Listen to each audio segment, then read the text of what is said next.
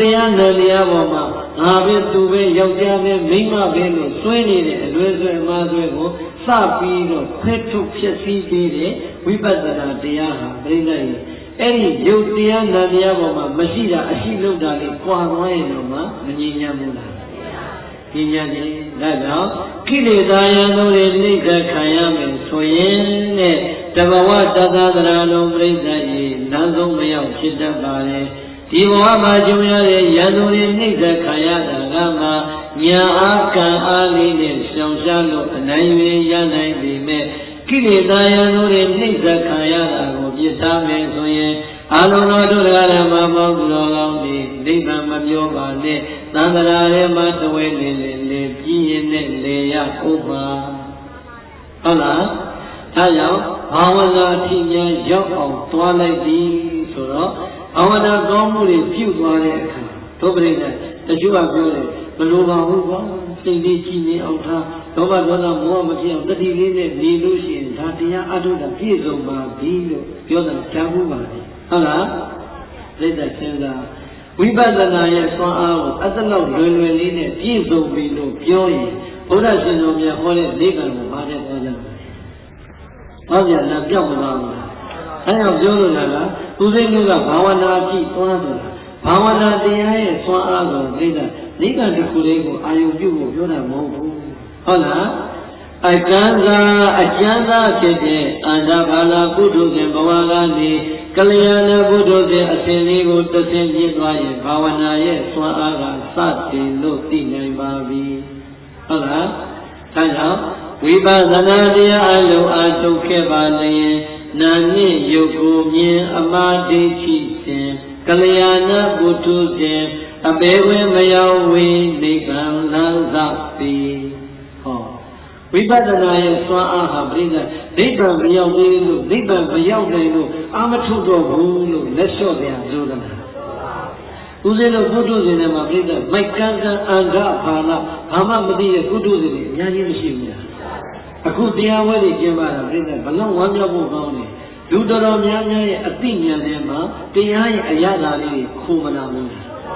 ခိုးလာတယ်ပြိဿအဲ့ဒီတရားရဲ့အရာသာခိုးလာပြီဆိုတဲ့လူတော်တော်များများအန္တဘာနာပုထုဇဉ်ဆိုတဲ့အန္တဆိုတာကအကံဘာနာဆိုတာကအမိုက်လူမိုက်ကန်းကပုထုဇဉ်ဘဝကတော့လွတ်မသွားဘူးလွတ်သွားတယ်အဲ့ဒါတရားရဲ့ဂုဏ်ကြီးစုပဲဟုတ်လားနာကြတဲ့တရားကိုရှုပွားတဲ့အစဉ်ကိုများရအောင်သွားနိုင်ကြပဲဆိုရင်ဝိပဿနာတရားအလုံးအားထုတ်ခဲ့ပါရင်နာနှင့်ယုတ်ကိုမြင်သိတဲ့ဘာတဲ့ဘာကိုမြင်နာနဲ့ရုပ်ကိုမြင်သွားပြီဟာဒါကရုပ်ပဲဒါကလည်းအမလီတကယ်တော့ငါတို့ကငါတွေသူတွေယောက်ျားတွေမိန်းမတွေခြေတွေလက်တွေခေါင်းတွေနဲ့ရှောက်ပြောနေတာတကယ်ရှိတာကရုပ်နဲ့နာမလားလို့သိလိုက်တော့ကိုယ့်ကိုယ်တော့ရည်စရာကြီးဖြစ်မသွားဘူးဟောနာနဲ့ရုပ်ပဲလို့မြင်သွားတဲ့အခါကျတော့ဒီရုပ်တရားနာတရားပေါ်မှာငါမရှိတာငါလုပ်နေတယ်ငါသူယောက်ျားမိန်းမဆိုတဲ့အစွဲတွေကြွားမလားရှိမလားကြွားသွားတာပေါ့ဟုတ်လားဒါကြောင့်အမှားဒိဋ္ဌိစင်ဆိုတာအဲ့ဒီဒိဋ္ဌိစင်သွားရင်ဘာစင်ရောက်သွားလဲကလျာဏပုထုဇဉ်ဟုတ်လားကလျာဏပုထုဇဉ်အရှင်ကြီးရောက်သွားပြီဆိုရင်ကဲဥဒိတို့လူဖြစ်ရတာတန်ဖိုးကစတင်တော့အကျိုးမရှိဘူးလားအန္တဘာနာပုထုဇဉ်ဗိုက်ကန်းကန်းဘဝကြီးနဲ့တရားမယ်ဆိုရင်ကဲပြိဿလူဖြစ်ရတာနိဗ္ဗာန်မပြောနဲ့အပေလေးပါးဓာတ်ပေါက်သွားဖို့ရအတွက်ဈေးခန္ဓာစုတာနဲ့တော့မတူဘူးလားဒီဒါကြောင့်ပြိဿရဲ့အမြတ်ဆုံးမြတ်တဲ့ဘဝနာတရားပါလေတူတယ်လေနှပြသောတန်လည်းလက်မဆွဲကံပြီးတော့ဟောဒီလောဘဒေါသမောဟမာနကိလေသာယံတို့တွေကိုတစ်ချက်ချင်းနဲ့ပြအောင်ခုတ်ထွင်ရှင်းလင်းလိုက်ရင်ရှင်းသွားတဲ့လင်းသွားတဲ့ဟောဒီစိတ်အစဉ်မှာပြိဿရေခိုးအောင်လာတာကနိဗ္ဗာန်ချမ်းသာမိပါပြီဟုတ်လားသောတော်ကဥပမာလုံးနဲ့ရှင်ရကုံဘုရားကမောတော်ကားကောင်းကောင်းစီးတဲ့ဝတ်ကောင်းသံဃာဝတ်တဲ့လမ်းကြီးမှာတွေ့ကြုံလာတဲ့ရန်သူတွေကိုအနိုင်တိုက်ခိုက်နိုင်ဖို့ရန်အတွက်ကာယအားလည်းပြည့်စုံတဲ့ဉာဏ်စွမ်းအားကလည်းပဲရှောင်နိုင်တယ်ဆိုရင်ပြိတ္တိုင်ရှိစက်ပေါင်းလိုက်တော့ဘယ်ကိုရောက်မလဲရွှေကုံမောင်းတာလေဒီမှာမသွားနဲ့အောင်ပါရွှေကုံဘုရားရောက်ပြီဆိုတော့ပြိတ္တရွှေကုံကိုရောက်သွားကြတဲ့ကအေးချမ်းတဲ့နေရာလားတူလောင်တဲ့နေရာအေးချမ်းတဲ့နေရာဒီတိုင်းပဲပေါ့ဟုတ်လား ဒါနာကောင်းမှုလည်းပြည့်ပြည့်စုံစုံသီလကောင်းမှုတွေကလည်းပီတိဖြစ်လို့မဆုံးမိမိရှုမှတ်တဲ့ယုတ်တရားတရားပေါ်မှာမှတ်လိုက်တဲ့ဘာဝနာကောင်းမှုတွေကလည်းပြည့်စုံတယ်ဆိုရင်လောဘဒေါသမောဟမာနကိလေသာယမှုတွေတစ်ပြည့်တစ်ပြည့်နဲ့ကိုလျောသွားတဲ့အခါပရိသေပေါ်လာတာကနိဗ္ဗာန်ချမ်းသာတဲ့နိဗ္ဗာန်ချမ်းသာမရသေးရင်တော့မှဟောဒီဘဝကထွက်သွားရင်ပရိသေအပေဒုက္ခတိဘဝမရောက်ရဘူးဆိုရင်နဲ့အဲ့ဒီသူတော်ကောင်းဝမ်းမြောက်ရတာတန်ဖို့မမြင်ဘူးလားဒါကြောင့်တကယ်ဝမ်းမြောက်နိုင်တဲ့အဆင်းဆိုတာပရိသေတေရောက်မှရမှာဘာဝနာရောက်မှရမှာဟုတ်လားဒါသာလေးနဲ့ရက်ထားလို့ရပါမယ်ဒါကြောင့်အာရောနှလုံးပြောင်းပြောင်းသူတော်ကောင်းတို့ဒုမေသင်သူတော်ကောင်းအပေါင်းတို့သည်ဒါနယာနံနေမြတ်မှုပြီးလို့သွန်ချမြတ်ဒါနပြုသောဘောတော်ရင်ကိုအဘိဓမ္မာယညာဖိစီတက္ကာသိ၍သီလမန္တငါးပါးပြည့်စုံသည့်အထင်ကြီးနှင့်ရွှေကြီးမခွာသီလတိဟုသောမြတ်တာကိုဝိဘုတိယကျူးပေါက်ကင်းစင်ဝခါစင်လျက်ဘာဝနာကကကဟံတို့သမထဘာဝနာဝိပဿနာဘာဝနာတို့ခေါ်တဲ့တရားသောသလျက်လက်မှာဆွဲကိုင်းကြကုန်လျက်ဒီဝမိဘသတ္တပြညီယအမှန်မျက်နှိကသို့ဒုံဝိသေသူတော်ကောင်းအပေါင်းတို့သည်ကိသံတုပတနာသုလိုရာပြု၍ကောင်းစွာမသွေသွားရောက်နိုင်ပါပြီလို့တည်း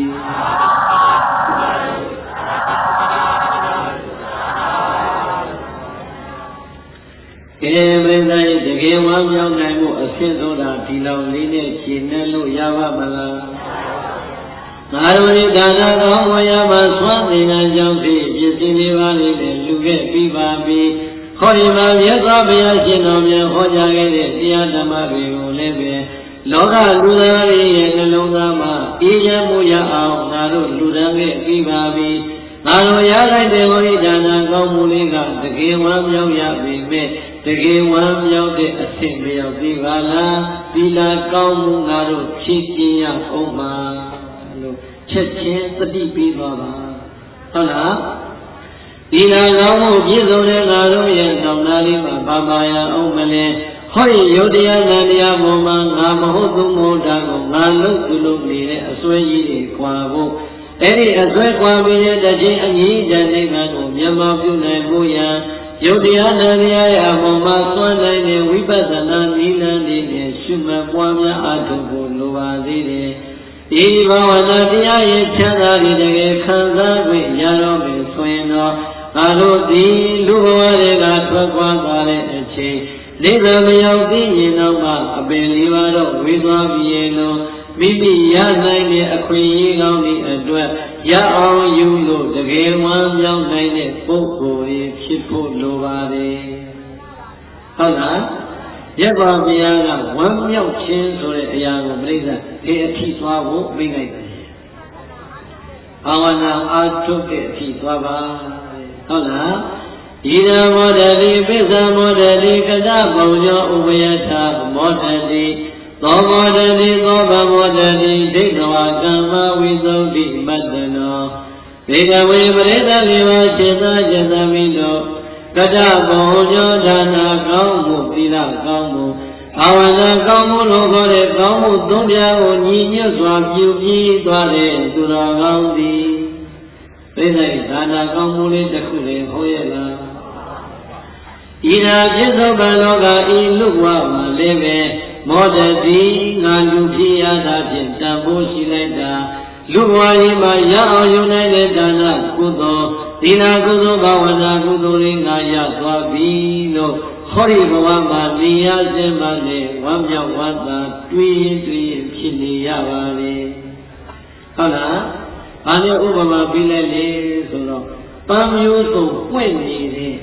ပန်းကြီးကြီးရဲ့အလယ်မှာရက်နေတဲ့ဥယျာဉ်ပူကြီးပြိလိုက်ဒီပန်းကြီးဟာဒီကနေ့ကျမှမိုးပေါ်ကကျပွင့်လာတာလားစိုက်ခဲ့ရတာစိုက်ခဲ့ရတာပန်းကြီးကြီးရဲ့အလယ်မှာမျိုးစိလေးချပေးပြီးတဲ့အချိန်ကလေးကရေလောင်ရတဲ့ပေါင်းရှင်ရတဲ့ဓမ္မီဩဇာမြောင်များစွာကျွေးကြရတယ် တချင်တဲ့ရဲ့မှာပန်းလေးပွင့်လာပြီဆိုတဲ့အခါမှာပန်းကြီးရဲ့အလေကိုရက်နေတဲ့ဥယျာဉ်မူရဲ့အပြုံတွေကျက်တွေရှိလိုက်တာမိမိရဲ့ခြေအစုံသားကြည့်လိုက်ပြန်တော့လေကျက်တွေရှိလာတဲ့သံဝဲလှလှတွေမြင်နေရတဲ့မိမိရဲ့အဝေးကိုမျောကြည့်လိုက်ပြန်တော့လေပဲရှုမဆုံးတဲ့ပန်းကြီးကိုမြင်တွေ့နေရပါလေကိုယ့်ရဲ့သွားအားတွေအတွက်အဲ့ဒီပန်းဥယျာဉ်မူကြီးပြိဿဝမ်းမြောက်လို့လားဝမ်းနေလားဒီတိုင်းပဲဟုတ်လားဟောဒီလောကကြီးထဲမှာလူဖြစ်ရတဲ့အချိန်လေးမှာဘုရားရှင်ကိုယ်တော်များဟောကြားလိုက်တဲ့ဒီတရားလေးအတိုင်းပါပဲ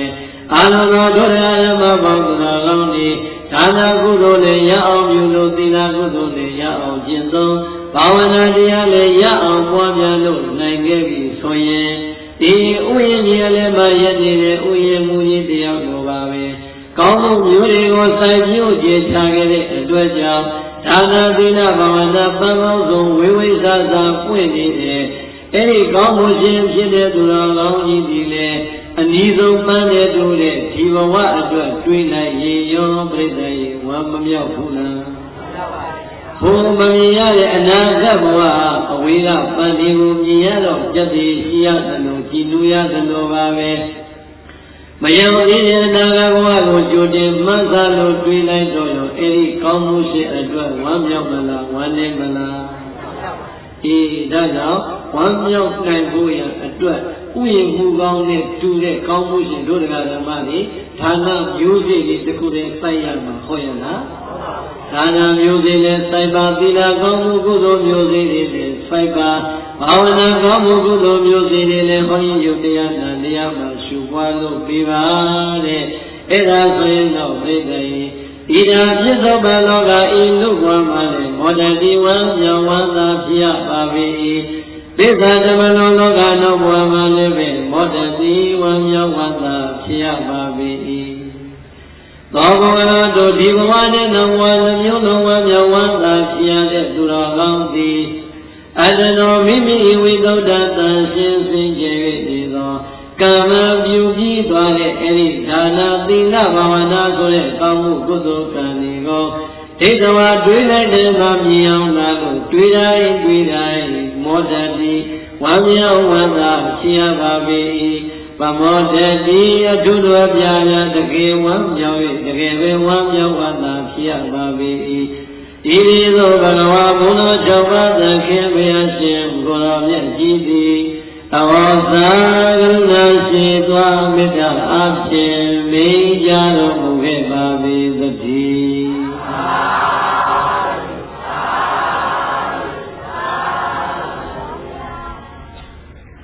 ဣဒံမောဒတိနိဗ္ဗာန်ဓမ္မဒေသနာသက္ကစေတဝန္တိဝိဟာရတောမဟာဓမ္မိကဥပါဒကံအာရမ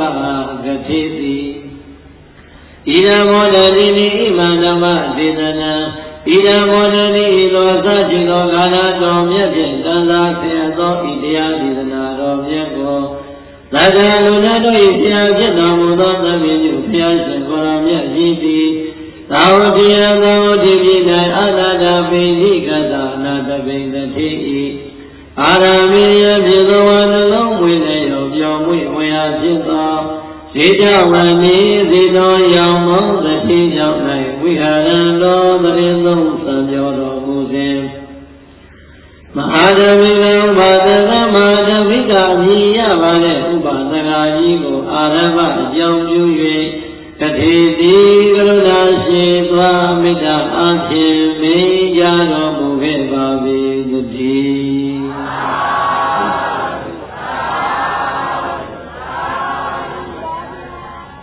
အာနာသီလဘာဝနာကောင်းမှုသုံးများသုံးညီမှသာလည်းတကယ်ဝမ်းမြောက်တဲ့သူတော်စင်ဘဝကိုရောက်ပါတယ်ဆိုတဲ့ဘုရားရှင်ကိုယ်တော်မြတ်ဟောကြားတော်မူလိုက်တဲ့ဣတရားဒေသနာတော်မြတ်ကိုသောလဘဒုနသဗ္ဗညုဘုရားရှင်ကိုယ်တော်မြတ်ကြီးသတ္တောသင်္ရှားရှိတဲ့ကာလတုန်းကပြိဿဒီတရားဘယ်တော့မှဟောခဲ့တာပါလေရှင်တော်မြတ်ဘုရားသတ္တောသင်္ရှားရှိတဲ့ကာလတုန်းကအနာရမေတတိကြီးသောလို့လိုတဲ့ဒီတော်ရွှေကျောင်းတော်ကြီးရဲ့အပေါ်မှာချမ်းသာသာနဲ့တပင်သုံးလို့သံတော်မူတဲ့အချိန်နဲ့ ဧသဝတိမြို့ကမဟာဓမ္မိကအမည်ရတဲ့ဥပဒကကြီးကိုအကြောင်းပြုလို့ဟောကြားတော်မူခဲ့တဲ့တရားတော်ပါပိဋိမဘုန်းကြီးဆရာတော်ရဲ့ဥပိုင်တရားဟောရတာ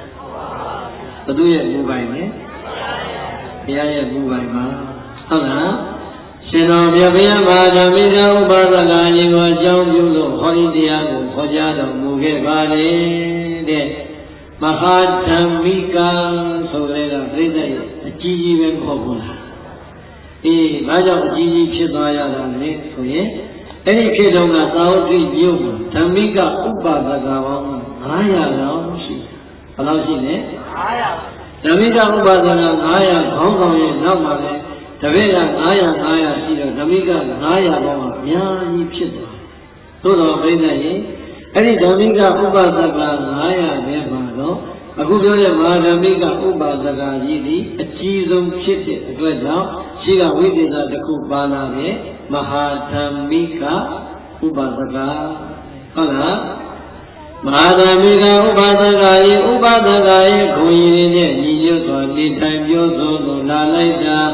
ရှင်တော်မြတ်ဘုရားရဲ့ကြောင်းတော်လာမှာဘုရားရဲ့တရားရဲ့သံဃာအရေးကိုမိခိုရင်းနေတဲ့ငြိမ်းချမ်းတဲ့မိသားစုဘဝကိုတည်ဆောက်လို့လာလိုက်တာသာသမီကလည်းဘယ်လောက်ရှိလဲဆိုသိတဲ့သား9ယောက်သမီး9ယောက်ဘယ်နှယောက်လဲ9ယောက်အရေးအတွက်ပေါင်းလိုက်တော့9ယောက်မများဘူးလားဒီခေတ်ထဲမှာအဲ့လောက်သာသမီ9ယောက်မွေးတယ်တကူကြိုးလေးတွေဘယ်နှယောက်လောက်ပါမပါနိုင်ဘူးလားဒီပြိဿဒီခေတ်ထဲမှာပါတော့ဗျအဲ့ဒီဓမ္မိကဥပဒကကြီးလို့ခေတ်ကမရှိဘူးဟုတ်လားအားကြောင့်မရှိတာလည်းသိတယ်လေးရမယ်ဟုတ်လားအရှင်ဘုရားဟောတာကိုတပည့်တော်တို့ကဒူးလေးတုံပြီးတော့နာနေရတာညောင်းရတဲ့အရှင်ဘုရားကပြန်ပြန်ပြီးတော့မမေးပါနဲ့ဘုရားအချင်းချင်းတွေမလုပ်ပါနဲ့ဟုတ်လားဆိုတော့မလို့တော့ဒုပ္ပလိတော့ပြုံးတော့ပြုံးပြန်တယ်မဲခက်တိပြီးပေါ့လေဘုလိုလူကြတဲ့ဘုလိုပါကိုဖြည့်ခြင်းပါတိတိသားပါဟုတ်လားအရှင်တော့အပြည့်ပဲမာတော့သိကုန်မလို့ဟုတ်လားဟမ်မဟာဓမ္မိကဥပဒကကြီးမှာသာသမီဘယ်နှယောက်ရှိ14ယောက်ပါ14ယောက်14ယောက်ရှိရင်ဟောဒီမဟာဓမ္မိကဥပဒကကြီးရဲ့သာသမီတွေ14ယောက်ပြိဿရဲ့တယောက်မှလူစိုးမပါကြပါဘူးတဲ့ဘာကြောင့်မပါတာလဲဆိုရင်အဖေဖြစ်တဲ့ဓမ္မိကဥပဒကရဲ့လမ်းစဉ်ကိုလိုက်လို့ပါဘယ်သူလမ်းစဉ်လိုက်လဲအဖေကပြိဿရဲ့ဥပဒက900ထဲမှာအကြီးအမှုဖြစ်တဲ့ဥပဒကကြီးဆိုတော့သူ့ရဲ့ကိုယ်ကျင်တရားဟာပြိဿစဉ်းစားကြရလို့သလားသူ့လက်ချမ်းမှာပြီးနေတဲ့ဒါနကုသိုလ်တွေဟာစဉ်းစားကြရလို့သလားသူ့ယုတ်တရားနာတရားကိုရှုပွားနေတဲ့ဘာဝနာကုသိုလ်ဟာစဉ်းစားကြရလို့သလားမလို့ဘူးရှင်တော်မြတ်ဘုရားရဲ့အရေးအဝါကိုပြီးတော့တရားဓမ္မတွေနာကြားရှင်တော်မြတ်ဘုရားနဲ့တပါးသံဃာတော်အရှင်မြတ်တွေကိုနေ့စဉ်ပစ္စည်းလေးပါးနဲ့ထောက်ပံ့လူရန်ရဲ့ဝေယဝိဇာကောင်းမှုတွေနဲ့ပြုပြန်တဲ့သီလကောင်းမှုတွေနဲ့ကျင့်သုံးပြန်တဲ့ယုတ်တရားနဲ့တရားကိုလည်းဝိပဿနာတရားတွေနဲ့ရှုမှတ်ပွားများလို့နေလိုက်တာအဘိဓိဓမ္မဓမ္မိကဥပါဒကကြီးကလည်းဥပါဒကကိုကြီးနဲ့ပြည့်စုံတယ်လို့ဝိကာရသသမီ14ယောက်ကိုလည်းပဲဒီအတိုင်းနဲ့ပြည့်ကြံဖို့ဆုံးမလို့ပေးထားလိုက်တာသာသမီ14ယောက်ကလည်းသိလိုက်အဖိနန်းစဉ်အတိုင်းသသွေမတိလိုက်နာကျင့်သုံးကြတာဝမ်းမြောက်စရာမကောင်းဘူးဒီပြိဿကျွတ်တို့ဗုဒ္ဓဘာသာတွေမှာပြင်းစရာတစ်ခုကအဲ့ဒါဟုတ်လားအဲ့ဒါဘုရားဘာသာတွေအာနေချက်တစ်ခုအဲ့ဒါသင်္ချာရှားတွေ့ရတယ်။ဒါလည်းဆိုရင်ကိုကတော့ပြုကြတဲ့ဒကာကြီးတွေဒကာမကြီးတွေများပါဟုတ်လားမိမိကတော့ဒါနသီလဘာဝနာကောင်းမှုပြုကြပါလေသာသမီတွေကိုဆွေးမခွန်နိုင်လို့သိရတဲ့အကြောင်းဒီကြားရတာလည်းများလာပါပြီတချို့ကြတော့မိဘကလည်းပြိဿရဲ့သာသမီမြောင်များစွာမွေးထားတာအဖေအမေကလည်းတနေ့တနေ့ကုလကကျော်ဆိုအဖေကလည်းအချိန်နဲ့တပိတ်တိုင်းကဘောလုံးပွဲစောင့်တပိတ်တစ်ခါကဟိုဘက်ကရက်ဒီဘက်ကရက်နဲ့အချိန်ကုန်နေတဲ့အဖေမျိုးရောမရှိဘူးလားအမေရတဲ့ပြိဿဘုံမလေးလေးကိုထမင်းအတက်မွေးဘူးထမင်းတစ်စောင်းနဲ့နံပါတ်ပတ်ရှာဘာလုံးမှမလုံးတစ်ချိန်လုံးဒီနှလုံးသုံးလုံးနဲ့ပဲအချိန်ကုန်နေတော့အနည်းမှအတုခိုးစရာအပြေနဲ့အမေကအကောင်းနေရှိတာအဆိုးနေရှိတယ်။တော့မွေးလာတဲ့သားသမီးကဘယ်ထဲပါဘ သမီးလေးတွေကအမိချီယာလိုက်လိုက်မယ်သားလေးတွေကအဖိချီယာလိုက်လိုက်မယ်သမီးလေးတွေကနှလုံးသုံးလုံးကိုအဝေစက္ကံမယ်သားလေးတွေကနှလုံးကိုအဝေစက္ကံတဲ့အခါအကုန်လုံးလုံးသွားလိုက်တာပြားဖို့ပဲကြံပါတော့တယ်ဟုတ်တယ်မလားသိတဲ့စဉ်းစားတော့အဖေအမေရဲ့လမ်းကြောင်းချမှုအရေးမကြီးဘူးလားဟောဒီမှာမဟာသမိကဥပဒနာကြီးသာသမီ14ယောက်ဝေထားပြီနဲ့မိမိရဲ့ကျင့်စဉ်လုပ်ငန်းတွေကဘုရားတရားသံဃာရဲ့အရေးအောက်မှာဌာနနဲ့ပြောသီလနဲ့ပြောဘာဝနာတရားနဲ့ပြောတဲ့အခါကျတော့သာသမီလေးတွေကလည်းပဲအဖြစ်နန်းစရာတိုင်းဌာနနဲ့ပြောတဲ့သီလနဲ့ပြောတဲ့ဘာဝနာတရားနဲ့ပြောတယ်ပြီးတော့ဘာသာတရားရဲ့အရေးအောက်မှာရှိလာတဲ့သာသမီရဲ့ခံစား권သိတဲ့ဒီမိဘပဲအရင်ဆုံးသိချမ်းသာရတာမဟုတ်ဘူးလားအဲ့တော့သာသမီလေးတွေထိုးလာပြီးလာတဲ့အခါကျပါဗျာဘယ်တော့မှမငွေးလာတဲ့ဘုန်းကြီးဘုံဘုံရေဘုံဘုံသားကိုခေါ်ဆုံးမပါဘူးဘုံဘုံသမီးကိုခေါ်ဆုံးမပါဘူးဟုတ်လားလူမျိုးကြီးမြင့်တဲ့ကလည်းဝယ်ထားတဲ့သာသမီလည်းမနေတော့ဟုတ်လားဒီလိုဟုတ်လားအဲ့လိုပဲငါပေးလို့သားတော်သမီးတို့ရတယ်လည်းမနေတော့ဘူးအဲ့တော့ပြောတယ်မဟုတ်ဘူးလေကိုမွေးထားတာပဲအကျိုးတဲ့အကြောင်းနဲ့ပြောဆုံးမပေါ့အမလေးဘုံဘုံတို့စကားမှနားထောင်နေတပည့်တော်တွေဖုတ်ပြီးတဲ့ငပိရှိတဲ့တော့မထင်ဘူးဆိုတာဒီပေါ်ရှိတဲ့တင်လားအဲ့ငပိရလည်းအင်းနဲ့ကြောင်နဲ့ရောက်နေတာဟုတ်ဟုတ်လားအဲ့တော့ပြိတ္တိမိဘတွေကလည်းပြင်ပါသာသမီလေးတွေကလည်းမိဘရဲ့လမ်းကြောင်းပေါ်မှာလိုက်ဖို့မလိုအပ်ဘူးလားလိုအပ်ပါမယ်ဟုတ်လားဒါကတော့ဦးဇင်းတို့တရားကသိပြီးတော့ပွေသွားမှာဆိုလို့ဟုတ်လားဒါနကောင်းမှုသီလကောင်းမှုဘာဝနာကောင်းမှုရမှလည်းပဲမိဘကခိုက်ချကောင်းမှုလိုအပ်တယ်လို့ပါပဲလူမှုရေးလောကနဲ့လူမျိုးပေါ်မှာဘာသာပေါ်မှာတန်ဖိုးထားတဲ့အခြေအနေကြတော့ရောမိဘမှာတန်ဖိုးမရှိဘူးလားရှိတယ်အမျိုးကုန်းဘာသာကုန်းသာသနာကုန်းစောင့်ရှောက်ထိန်းသိမ်းတတ်ဖို့ရအတွက်လည်းပဲမိဘနှစ်ပါးကရှေ့ကနေလုပ်ပြမှာသာသမီကနားထောင်မှာပေါ့ဟုတ်လားအဲ့တော့ပြိတ္တိအခုဥပဒေမှာရောက်သွားတဲ့ကလေးတွေတချို့လည်းပဲနိုင်ငံခြားသိပေါက်သွားပြီအမေရိကမှာရောက်နေတဲ့တချို့ကလေးတွေဟာဟိုကသိပေါက်သွားတဲ့အခါကျတော့ပြိတ္တိရဲ့စကားရရင်ကြွရတယ်သူတို့နိုင်ငံမှာကအသက်ပြည့်သွားလို့ရည်စားထားရင်မိဘကလည်းကန့်ကွက်ခွင့်မရှိဘူး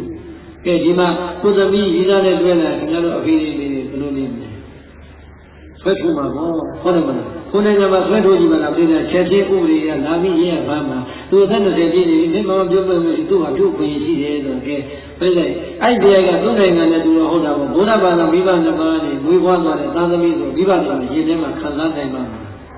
မခံစားနဲ့အဲ့လိုပေါ့ပြောင်းလဲလာနေတဲ့စိတ်တက်တွေကသာမိဘနှစ်ပါးကကြိုတင်ပြီးတော့ပြင်ဆင်ပေးဖို့မလိုအပ်ဘူးလားလိုအပ်တယ်အမေရကူရတယ်မိကောင်းပါခင်ကြီးသိသားကြဖို့လိုပါပြီသာသမီတွေကလည်းသားကောင်းရတနာသမီးလိမ္မာလေးတွေဖြစ်ဖို့လိုပါပြီဟုတ်လားဒီတော့အမေကြီးပဲလေအပြစ်မပြောနဲ့သာသမီကြီးပဲလေအပြစ်မပြောနဲ့ဒီနှစ်ခုကြားမှာဟမပေါ့အမြဲတမ်းအကောင်းလေးတွေနဲ့စိတ်ထိုင်မကောင်းဘူးလားပြိတ္တာကွဲနေတဲ့အရာလေးတွေကိုမြင်မြင်ကပ်အောင်ဆင်ကော်လေးနဲ့ကတ်တော့ဆွဲမသွားဘူးဒီတဲ့ကောင်းတာရှိနေဒီတဲ့ကောင်းတာဆံရမှာပေါ့ဟုတ်လားဒီတော့မိဘရဲ့သာသမီကြမှာဟာနေတာလေးတွေပြင်လိုက်ရင်ဖြစ်ပြမသွားဘူးပြင်သွားတယ်ဒါကဦးဇင်းတို့စကားဆိုအဲ့ဒါကြောင့်ဘုရားရှိတယ်ပြောတာတော်ပါပြီဟုတ်လားဒီတော့မဟာသမီးကဥပဒကကြီးရဲ့သာသမီ14ယောက်ပြီးလူလိမ္မာလူရင်ကြီးလေးတွေဖြစ်နေတယ်လားလူပိုက်လေးတွေဖြစ်နေအဖေရဲ့လမ်းကြောင်းနဲ့တွေမသိနိုင်တာခြင်းသုံးလို့သွားလိုက်တာဘုရားအစွာမတရားအစွာမသံဃာဆုံးမအောင်မရှိကြတဲ့ဟောဒီသာသမီတွေနဲ့လိမ္မာလိုက်တာတဲ့လိမ္မာတဲ့ဟောဒီပြောရွှင်စရာကောင်းတဲ့မိသားစုရဲ့ဘဝမှာသင်္ခါရသဘောတရားအတိုင်းအနိစ္စသဘောတရားအတိုင်းပါပဲဒီနေ့ကျတော့မဟာသမီးကဥပဒကကြီးအိပ်ရတယ်လေပြီးတဲ့ယောဂတစ်ခုနဲ့အိပ်ရတယ်ဘုံဘုံလေးသွားတဲ့အခါမှာမဟာသမီးကဥပဒကတရားတရားအားကတော့မကြဘူးရုပ်တရားကအားကြမသွားဘူးတရားတရားတွေထပ်ထပ်ပဲထပ်ထပ်ကြတော့လည်းပဲရုပ်တရားကစိတ်သွားတဲ့ကိုမပါတဲ့အခါကျတော့မိမိအိမ်ရှိကလမ်းပေါ်မှာတရားဝဲကျင့်ပနေတာတောင်ကပရိသတ်အနေမှာထိုင်ပြီးတော့နာနိုင်စွာမရှိတဲ့ပုဂ္ဂိုလ်တွေတရားထဲမှာမရှိနိုင်ဘူးလားပြီးတော့တရားတော့မရှိဘူးလားအဲ့ဒီတရားပရိသတ်ခန္ဓာမလိုက်နိုင်အကောင့်ထဲပေါ်လို့ရပါဘူးဒီတိုင်းပဲမာနမိကဥပဒကကြီးဘုရားတရားသံဃာရဲ့ရေးအောင်မှာမိမိရဲ့ယုံကြည်မှုတရားကတော့အကောင်းပါရဲ့ ရှင်တော်မြတ်ဗျာရဲ့ကြောင်းတော်သားကိုသွားပြီးတော့တရားနဲ့မနာနိုင်တော့ပါဘူးဝေယဝေသကောင်းမလည်းမပြုနိုင်တော့ပါဘူးသွမ်းတင်တဲ့ကြောင့်စိတ်ပြည့်စည်နေပါလိမ့်နဲ့လည်းပဲကိုယ်တိုင်ကိုယ်ကြမကတ်နိုင်တော့ပါဘူးတဲ့ပြိဿရဲ့သံဝေကယူဖို့ကောင်းလိုက်တာဟုတ်လားတရားတရားအားကောင်းနေပြီအဲ့ဒီလိုအိပ်ရတဲ့နေတဲ့ယောဂရနေပြီခံစားချက်ကသတ်တန်နိုင်မှာလားဒီတရားဒုပိသတရားနဲ့ယုတ်တရားတွဲပြီးလို့လေးမှာလုတ်တဲ့လုတ်ထိုင်ထားတဲ့ကောင်းမှုဆိုတာကလုတ်ထားဖို့မလိုအပ်ဘူးလားကိုယ်တိုင်ကိုယ်ရဘာမှမပြုတ်နိုင်တော့မျက်လုံးလေးကလေးကလေးနဲ့ဝမ်းနေလို့ငိုနေရတဲ့ပုဂ္ဂိုလ်ကြီးမြောင်များစွာရှိတတ်ပါတယ်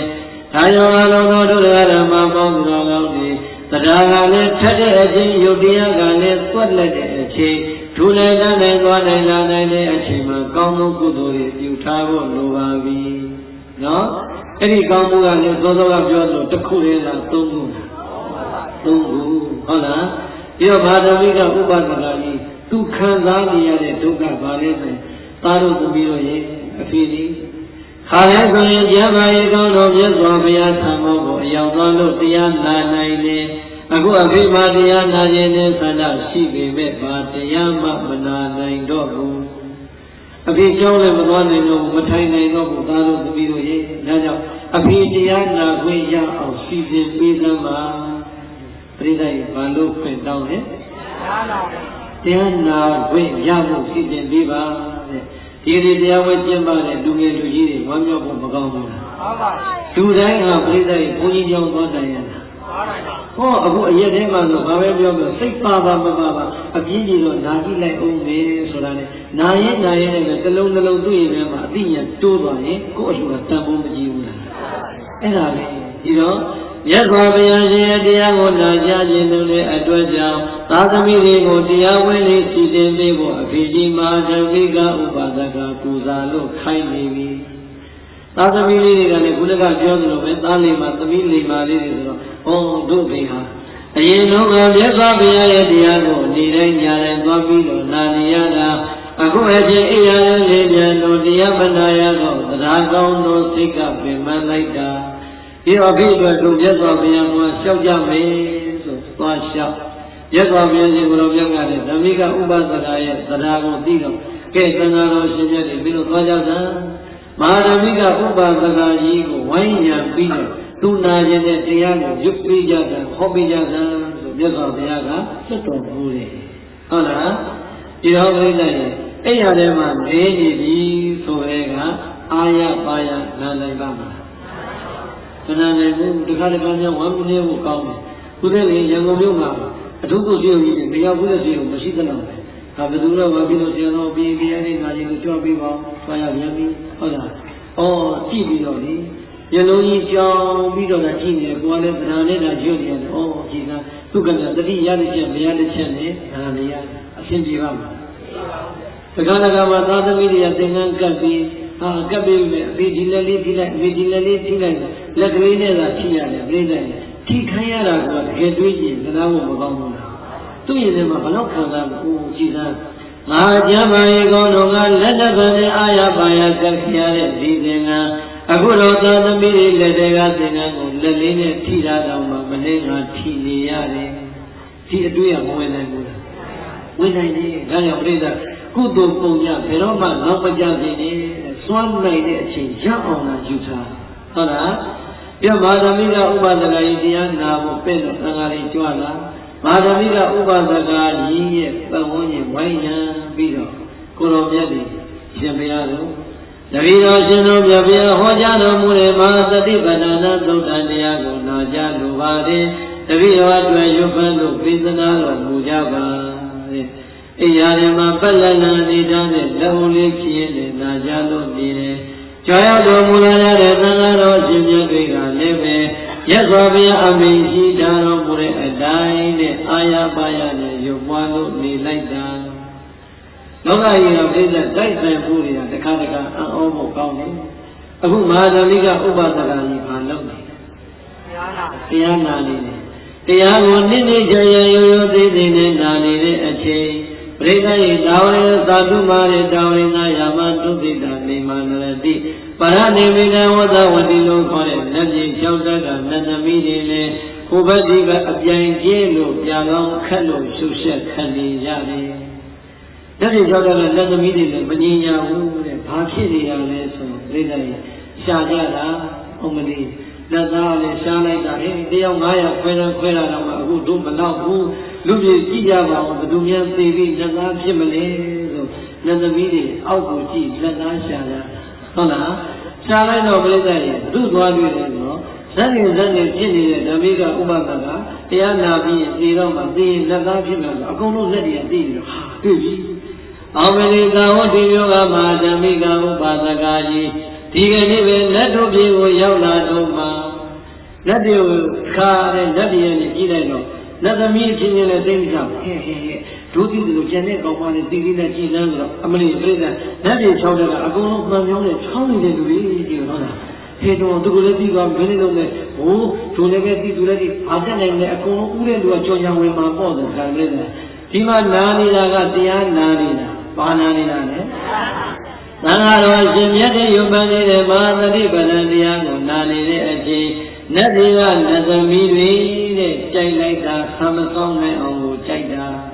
မဖြစ်ဘူးဟိဟိုကောင်မလေးမသိခင်တို့အရင်ခွန်ကြုံရဝင်မယ်လို့တခါလေနေရသား၆ကျင်းနဲ့သူ့လက်ပြေကိုယ်လက်ပြေဖိုက်လာလိုက်တာပြိဿဖိုက်မဲ့တိုင်းတော့လေဓမ္မိကဥပဒကရဲ့အိမ်ကောင်းနေရမှာအကုန်လုံးဆုံးနေဟုတ်လားတခါလေပြိဿရဲ့မော်တော်ဘီကလည်းတယောက်မှမဟုတ်လားမခေါင်းရင်းဆိုင်ပြီးတော့ဘာများလုံးကြတယ်အောင်နေဒီမှာတရားနာနေတာပဲလက်သမီးပဲခဏလေးတော့မှမဆောင်နိုင်ဘူးဒီဘက်ကတရားနာနေတဲ့ဆိုရင်ဟိုဘက်ကနေတာဝေသာနတ်ပြည်ကနတ်သမီးကကြောညာဝင်ပြီးဟောအိုမောင်တော်ဓမ္မိကဥပဒကကြီးရဲ့ဘာကြောင့်မသိနိုင်ရတာလဲလူပြည်မှာမြေအိုးတဲ့တူတဲ့လူခန္ဓာကြီးကိုတွေ့တာမနေပါနဲ့နတ်ပြည်ကနတ်သားကြီးဆိုတဲ့ရွှေအိုးတဲ့တူတဲ့လက်ခန္ဓာကြီးကိုမြန်မြန်ယူစမ်းမှာမြန်မြန်လေးသိစမ်းမှာကျမတို့ညွှန်ရတာမောလာပါပြီဟောပြိဿကြောညာဝင်ပြီဟုတ်လားကျောင်းညာဝင်တဲ့အခါသူလည်းပြောမှာသူလည်းပြောမှာကျမတို့နတ်ပြည်ကရှင်တို့လူပြည်လိုပဲပြရဖြစ်ရှင်နေပေါ်ပါတယ်ဟုတ်လားနိုင်ကလေးသွားရင်လည်းရှင်လည်းဖွင့်ပြီးထားပါမယ်ကျမတို့ဒီရောက်အောင်လာခဲ့ပါဟာတောင်းကနတ်ပြည်ကကျောင်းညာမှမပြီးသေးဘူးပြိဿရဲ့ညာမနတ်ကနတ်သမီးကဒီကနားနေတယ်ဘုံမောင်တော်ဓမ္မိကဥပဒကရဲ့သူတို့ကနေပါတယ်ကျမတို့ကဓမ္မိကမပါဘဲနဲ့အပေါ်ကနေရပါလေဟောတသိကြီးတစ်သိမြင့်တဲ့ပြည့်တဲ့ဓမ္မတွေနတ်သမီးတွေကျော်ညာတွေဝင်လာဟိုလက်ကអော်လိုက်ဒီလက်ကអော်လိုက်ပြီးတော့ဓမ္မိကဥပဒကကြီးစိတ်တွေတိုးလာပြီးတော့လေမျက်စိမိတ်ရတယ်အမလီတော်ကြပါတော့နားတွေနဲ့ညီလို့မြန်မြန်သားပြန်ရပါတော့ချောမြန်မြန်လို့တခါတည်းဗဇက်ကလှုပ်ကလေးတော့လက်ကနေခံရပြလိုက်တယ်ဘီနာဘုန်းကြီးတွေတပားနဲ့တပားလက်ကိုဟာဆိုတော့မပြုံးလားအစာရအရှိကြီးမဟောနဲ့ခွင့်ရပေးတော့မကျင်တော့ပါဘူးဆိုတော့ဟုတ်လားအဲတပားနဲ့တပားလက်ကုပ်ပြီးတော့ဟုတ်လားကဲကိုတော့ပြန်ရအောင်သဘောပေါက်တယ်မလားနားကြီးပြန်တော့ဆိုကြကိုတော့အားတော်မနာတော့သွားကြလို့ဆိုတော့ကိုတော်တွေလည်းအလားလေးအချိန်ကြီးကြည့်ပြီးတော့လက်ကုပ်ပြီးထပြန်သွားတာသာသမီကြီးကြည့်ပြီးစိတ်မကောင်းဘူးကြည်စံအားနာဖို့ကောင်းလိုက်တာဘုရားငါတို့ရဲ့အပြင်မြတ်စွာဘုရားရဲ့တရားများနာကြားရမယ်ဆိုရင်ပူတယ်လည်းမကြီးနာတယ်လည်းမကြီးကြိုက်တယ်လည်းမကြီးတဲ့ပျော်ရွှင်ရွှင်ရွှင်နဲ့အချိန်တိုင်းမှာနာတတ်တာအခုအဖေဒီနာကြီးရောက်တာမှသတိချင်းလွတ်ကင်းသွားပြီဖြစ်နေသံဃာတော်ရှင်မြတ်ဒီစိတ်ပါလက်ပါဒရာထက်တဲ့နဲ့ရွတ်ပတ်ပြီးနေတာတော့မှအဖေမတရားနာခြင်းနဲ့စိတ်ကြီးကင်းသွားပါပေါ့လားဟိုမှာကသူနဲ့လက်သမီးပဲတည်းဒီကသမီးတွေကြားနိုင်မှာမကြားနိုင်တော့သမီးတွေသားတွေစိတ်ထဲမကောင်းဖြစ်ပြီးတော့မျက်ရည်ပြနေတဲ့အခါပြိဿကြီးဟောသံဃာတော်ရှင်မြတ်တွေလည်းပြန်သွားတော့တရားသံဃာလည်းညီသွားပြီးလက်ပြကျောင်းသားကလက်သမီးတွေလည်းကြောင်းညာအပြိုင်ဝင်လိုက်တာမောပြီးတော့သူလည်းပဲခဏနားတဲ့အချိန်တည်းဝင်သွားတာဟုတ်ခဏနားတဲ့အချိန်အတန်လုံးတိတ်သွားတဲ့အခါဓမ္မိကဥပဒကမျက်လုံးလေးဖွင့်ပြီးဟဲ့အခုတော့အတန်ကြီးညီသွားပါလားငါသံဃာတော်ရှင်မြတ်တွေဘယ်ရောက်ကုန်တော့ကြည်အဖေလုံးပြီးသောသောပဲအဖေပဲအာမနာကြမလို့ဘုန်းကြီးတွေသွားပြီးတော့တော်ကြပါတော့နာကြီးလာပြီးပြန်ကြပါလို့ဆိုတော့ဟိုမှာကိုတော်ဒီမှာပြန်သွားတာဟောဒီမှာတို့ကျွန်တော်တို့အားနာလိုက်တာအဖေလို့တောင်ကြီးတော့တယ်ဒီမပြောပါဘူးကဲပရိသတ်သောသောသူပြောတာမပြောဘူးတော်ကြတယ်သူမျိုးဟုတ်လားပြောရင်လည်းသူပဲမပြောဘူးဆိုလည်းသူပဲဟုတ်လားအဲ့ကြတော့လေသားရသမီးတွေသွားပြီးငါတို့ဒီ ကိုပြောတဲ့စကားကိုတော့မှကိုပြန်ပြီးတော့တတိမရနိုင်တော့ပြန်ဘူးအဖေသောသောကအဖေကိုယ်တိုင်ပြောတယ်သားတို့သမီးတို့ကြားတယ်ကိုအဖေမပြောတော့အဖေစိတ်တွေဘယ်လိုများဖြစ်နေလဲတတိယတစ်ချက်မရတစ်ချက်ဖြစ်နေတာမဝိုင်းပြီးတော့ဩဖေတတိယပြီဩသားတို့သမီးတို့ကသင်မှားတာကိုတဲ့အဖေပြောတာကသံဃာတော်ရှင်မြတ်တွေကိုပြောတာမဟုတ်ဘူးဘုကောင်မကြီးလက်ကြီး၆တက်ကလက်သမီးတွေအဖေကိုသူ့လက်ကြီးလိုက်ပါငါလက်ကြီးလိုက်ပါနဲ့အတင်းခေါ်ကြောညာတွေဝင်ပြီးတော့နားတဲ့အသံတွေအပြင်းလွတ်လို့အဖေငုံလွတ်တာဆိုတော့အကုန်လုံးသားသမီးတွေတယောက်ပြန်တော့တယောက်ကြီးပါပြီတို့ပြီးတော့မရတော့အောက်ပါပြီဟုတ်လားအောင်မလေးအဖေရဲ့သီးကလေးဖြစ်တဲ့မှာအဖြစ်ဆိုလိုက်တာဘယ်တော့လက်သမီးတွေလက်သားတွေကပါလာရပြန်တာလဲအဖေဒီမှာသံဃာတော်ရှင်မြတ်တွေယူနေတာအဖေကိုယ်တိုင်ကြားတယ်သားတော်သမီးတို့ကိုယ်တိုင်မြင်တယ်ပြောတဲ့စကားကိုလည်းမပြောဘူးလို့ဆိုရတယ်မပြောတာတော့မှပြန်ပြီးတော့ပါပြန်ပြီတဲ့သားရသမီးတွေကငိုပြီးတော့ပြောနေတယ်အဖေကြီးကတော့သိပြီဩငါသားသမီးတွေငါမယုံကြတော့ဘူးကဲမင်းတို့မယုံရင်ပါတဲ့ခေါ်ဒီမှာအဖေကိုပန်းကုန်းတုံးလောက်ပြီးမင်းတို့မဖြစ်မင်းနဲ့ညက်ကြီး6သက်မှာဘယ်ညက်ကြီးကိုသားတို့သမီးတို့အကြိုက်ဆုံးလဲအကုန်လုံးသားသမီး14ယောက်ကလည်းတရားတွေညံ့ညံ့နာတာတော့ပြီးတော့အဖေရဲ့ဘုရားလောင်းတို့ဘုရားလောင်းမေတို့နေတဲ့တုဒ္ဒိတညက်ကြီးအကျိုက်ဆုံးပေါ့ဟုတ်ပြီပါတော့သားတို့သမီးတို့ကြိုက်တဲ့ညက်ကြီးကိုအဖေသွားမယ်ရောက်ခေါ်ဒီပန်းကုန်းလေးယူအိမ်ရှိကိုထွက်ပြီးတော့ပြစ်လိုက်တုဒ္ဒိတညက်ကြီးကလာတဲ့နေရထားမှာဒီပန်းလေးချိန်ပါပြီလို့သားတို့អော်ပြီးတော့ပြစ်လိုက်တော့မယုံတော်ယုံတော်နဲ့သာသမီတွေအိမ်ရှိအတွက်တုဒ္ဒိတနတ်ကြီးကလာတဲ့ယထာမှာဟောဒီသံဃုံချိပါသည်လို့မြောက်တင်လိုက်တာသိလိုက်ရင်နေယထာကြီးကိုမမြင်ရပြီနဲ့ကောင်းနေရမှာသံဃုံတွေတွေ့လောင်ကြနေတော့မှာသာသမီတွေမှင်သက်ပြီးအောတော့ဒီလားငါတို့အပိဒါနာသီလဘာဝနာကောင်းမှုကုသိုလ်တွေဟာဖြင့်ဆံကျင်လိုက်တာအဖေမသိခင်ကာလကလေးကနတ်ပြည်မှာနတ်ဗိမာန်ပေါလို့နတ်သမီးတွေကတော့လူလို့နေရမှာပေါ့လားသာသမီတွေယုံမသွားဘူးလားအေးဒါကြောင့်တက်ပြရမိသားစုတွေဒီခေတ်ခင်ဗျားတို့မှာတင်ရောက်ကိုယ့်အိမ်ကိုပေါ်ကြနားထောင်ကြည့်အောင်ဗျာနားခွင်ခေါ်နေပါဒါခွင်လိုက်ပါဟမ်ကိုကြီးတော့ဒီလားမရှိရပြောနေတာဟမ်အဲ့တော့မိသားစုကောင်းမှုတကယ်ပြည့်စုံနေတဲ့ပုဂ္ဂိုလ်အတွက်လက်ချမ်းသာလို့ဆူတောင်းကြရလို့လားကိုကသွားတာလားသူတို့နားခေါ်တာနားခေါ်တာဖက်စပို့လည်းလုံးကြမလို့ဗီဇာလည်းရှောက်ကြမလို့ပြိဿအမေနားခေါ်ထိုင်လိုက်သွားရုံနဲ့ဟုတ်လားဒီတော့ပြိဿရဲ့အဖေကြီးကပြစ်ခိုင်းလိုက်ပြီဆိုတဲ့ကဟိုကလက်ထားလည်းပဲပန်းကုန်းလေးကโอเคငါတို့အောင်ပြီငါတို့ရပြီဆိုပြိဿတန်းမောင်းသွားလိုက်တာအဖေကြီးကပါသွားပြီသာသမီတွေအိမ်ထဲပြန်ဝင်လာတော့အဖေကြီးကအသက်ရှိသေးတာပတ်ဝေသွားပြီးတတ်တဲ့ဘက်မှာခြေရတော့တော့မသွားနိုင်ဘူးဟုတ်လားအဲ့တော့မှသာသမီတွေဩကြီးလားငါတို့ရဲ့အဖေပြိဿတည်သွားပြီမဲ့ဘိုးစရာလူသေးတယ်ဟောဒီလူကမာလူခန္ဓာကြီးကိုသွန့်ခွာလို့သွားရပြီနဲ့အဖေပြုလိုက်တဲ့ဒါနသီလဘာဝနာကောင်းမှုတွေကနိဗ္ဗာန်ချမ်းသာကိုတဘဝတည်းနဲ့မရောက်တဲ့မရောက်ကြတော့လေကောင်းမှုရဲ့ဆွမ်းအားတွေကလက်ချမ်းသာတော့တန်းပြီးတော့ရောက်သွားပါလားဟောဒီလက်ဘဝမှာလည်းကောင်းမှုတွေပြုရင်နိဗ္ဗာန်နဲ့နိဗ္ဗာန်လိမ့်မယ်ကုသိုလ်ကံကောင်းလို့ပြိတ္တိုင်လူဘဝပြန်ရောက်လာရဲ့ပါရမီဖြည့်လို့နိဗ္ဗာန်နဲ့မိလိမ့်မယ်တဲ့အဖေအတွက်ဝမ်းမြောက်ဝမ်းသာပီတိချာရဲနဲ့ပြန်ခဲ့ကြရပါပြီဒီတော့သာသမီတွေရောအဖေအတွက်ဝမ်းမြောက်ဝမ်းသာဖြစ်မသွားရဘူး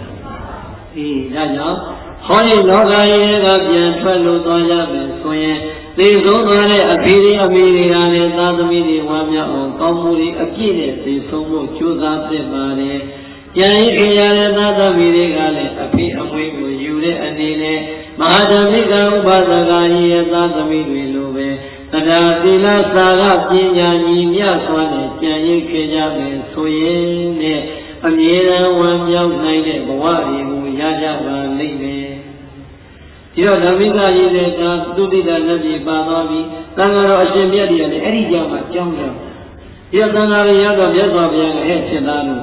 မဟာဓမ္မိကဥပဒကကြီးတရားသိချာနာနိုင်ရဲ့လား။မှန်ပါဗျာတတိတော်တို့လည်းသိချာရွတ်ပြီးပါလို့ဗျာ။သို့တော်လည်းပဲတရားကြီးကသိဆုံးတာဒီမှာ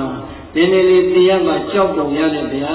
တတိတော်တို့တော်ကြပါတော့နာရင်လည်းကြီးလာပါပြီတရားကြီးရက်ပါတော့ပြန်ကြပါတော့ဆိုလို့တတိတော်တို့ပြန်လာပါတယ်ဗျာ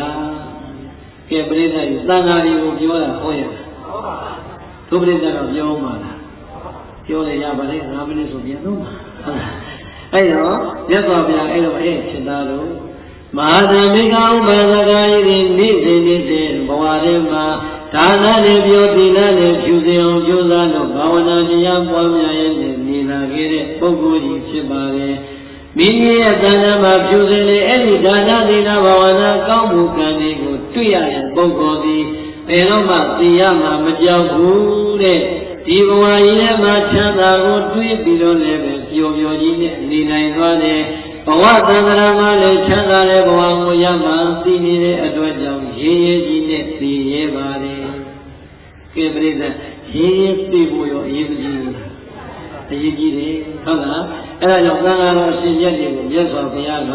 ဟာဓမ္မိကဥပါဒကကိုအကြောင်းပြုပြီးတော့မှဒီကာရတရားကာရကိုဟောတော်မူပါတယ်ဟုတ်လားဘေကဝေငါဣဓမ္မမြေခါသရိယတော်များဥจิตသာတော်ကတ္တဘုံရောကောင်းမှုကုသိုလ်ကိုပြုပြီးသွားတဲ့မဟာဓမ္မိကဥပါဒကကြီးနဲ့တူတဲ့ကုသိုလ်ကောင်းမှုရှင်မှန်သမျှတို့သည်ဤသာပြစ္ဆုတ်ပံလောကဤလူဘဝမှာလည်းမောတတိဝမ်းမြောက်ဝမ်းသာဖြစ်ရပါ၏ပိဿတမလောလောကနောက်ဘဝမှာလည်းမောတတိဝမ်းမြောက်ဝမ်းသာဖြစ်ရပါ၏သောမကလောတို့ဒီဘဝနဲ့နောက်ဘဝအတွက်သိကြစွာဝမ်းမြောက်ဝမ်းသာဖြစ်ရတဲ့အဲဒီကောင်းမှုရှင်သည်အတ္တနောမိမိဝိသုဒ္ဓသံရှင်းစေကြ၍နေသောကမ္မဒီလူဘဝမှာပြုလိုက်တဲ့ဒါနသီလဘာဝနာဆိုတဲ့ကောင်းမှုကုသိုလ်ကံတွေကိုထိတဝါတွေးလိုက်တိုင်းမှာတွေ့မြင်ရတဲ့အတွက်ကြောင့်မောတတိဝံမြောက်ဝမ်းသာဖြစ်ရပါ၏ပမောတတိအထုတော်ကြာတကယ့်ကိုဝမ်းမြောက်ဝမ်းသာဖြစ်ရပါ၏ဣတိသောဘဂဝါဘုရား၆ပါးသခင်ဘုရားရှင်ကိုယ်တော်မြတ်ကြီးသည်မဟာဓမ္မိကဥပါဒကမဟာဓမ္မိကဥပါဒကအမည်ရပါတဲ့ဥပါဒကကြီးကိုအာရဘအကြောင်းပြု၍ကတိတိကရုဏာရှိသွားမေတ္တာအားဖြင့်မိန်ကြတော်မူခဲ့ပါ၏သတည်း